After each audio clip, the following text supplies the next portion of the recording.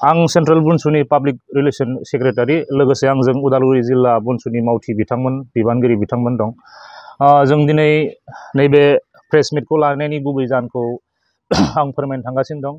जिहेतु जों बावैसो ससियेल मिडिया बा खौरां बिजोङाव जों मोनसे आर'नाइ जोंनि गोथार आर'नाइनि सायाव मोनसे पलिटिकेलि ब्रेन्डेड मोननै रोखोमनि जों सावगारि नुनो मोन्दों। मोनसेया जाहैबाय जोंनि गोथार आर'नाइनि सायावहाय मोनसे UPPL मोनब्रै हांखोजों लिरनाय जों मोनसे नुदों आरो मोनसेयाव जाहैबाय जोंनि गोथार आर'नाइयावहाय फामि बिबार जायखौ फुदुमबुल बेखौ जों नुनो मोननाय जादों।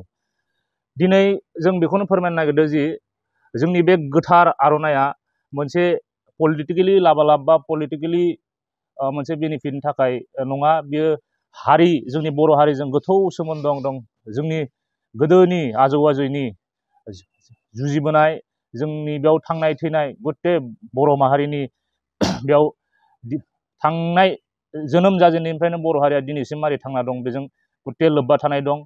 आरो जों बे आर'नाइ बा गोथार आर'नाइखौ खुनु जों बे पलिटिकेलि इउज खालामनायनि थाखाय जों बानायाखै।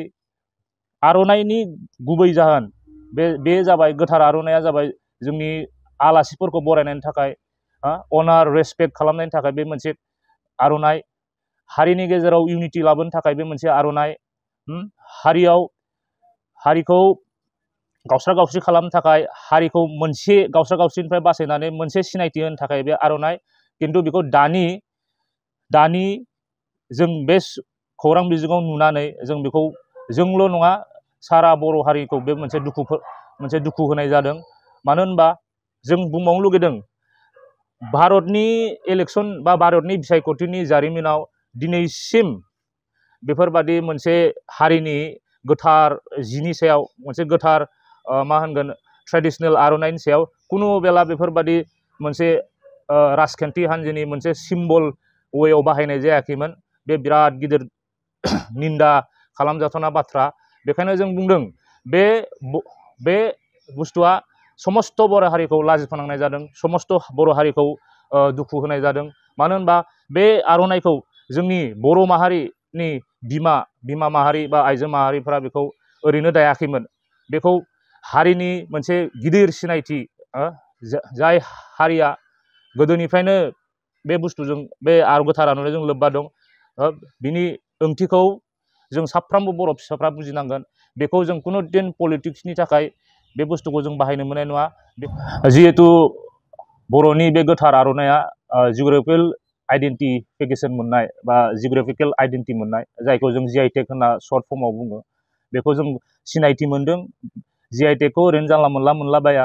GI टेगआ मोनसे हारिजों गोथौ सोमोन्दो थानाय बेसादफोरासो बेयाव GI टेग मोनो। बेनिखायनो जाय बिथांमोना बेखौ लानानै राजखान्थि गेलेनो नागिरदों बिथांमोना बिनिफ्राय गोजानाव थानांगौ आरो भबिष्यतावबो बे गोथार आर'नाइनि ओंथिखौ जों बर' हारि जानानै जों बेखौ खोमानो मोननाय नङा।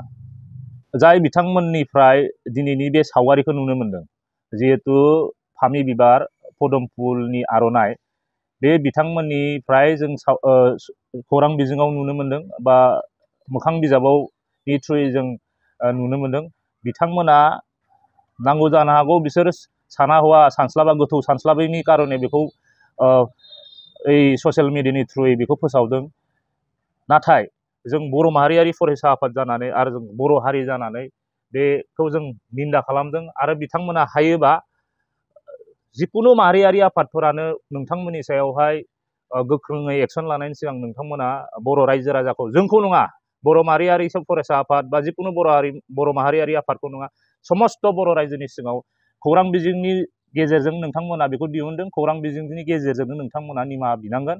आरो जों टाइम डेटखौ होगासिनो दिनै 21 सान, जोङो 24 दिनैनिफ्राय लानानै सानथामनि गेजेराव जों सम होदों। बेनि गेजेराव नोंथांमोना गुरै खावलायहरदों नोंथांमोना फुरा समस्त बर' रायजोनि गेजेराव खौरां बिजोंनि गेजेरजों निमाहा बिनांगौ।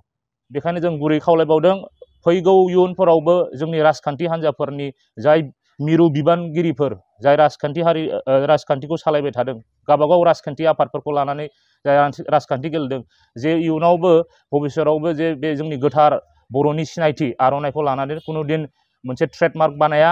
लोगोसे जों मोनसे जों मोनसे सांग्रांथि फोसावनायजों लोगोसे मोनसे जों गोहोम खोलैनो सानबावदों जे पलिटिकेलि ब्रेन्डेड आर'नाइफोर जे बाजाराव मोनोबा बेखौ बन्द' खालामनांगौ।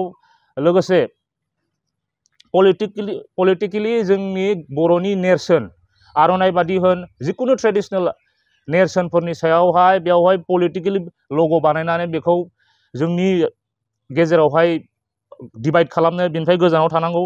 लोगोसे आरो जों फोसावबावनो लुगैदों जिहेथु जोङो दानि जुगाव सांग्रां जानांसिगौ। मानो होनबा आर'नाइया जोंनि सिनायथि, बेखौ लानानै जों कुनु दिन गावनि गेजेरावहाय मोनसे आर'नाइनि गेजेरावनो गुबुन हान्जानि लग', मोनसे आर'नाइनि गेजेरावनो गुबुन हान्जानि लग', बेजों जे जों गावबा गाव गावस्रा गावस्रि जाया। मानो होनबा आर'नाइया जोंखौ बेखौ फोरोङाखै। आर'नाइया जोंनि हारिनि गोथार मोनसे जि, मोनसे गोथार स्कार्फ, बेखौ जों जेब्लायबो गोथारैनो दोननांगोन आरो बिनि ओंथिखौ जों लाखिलांबाय थानांगोन।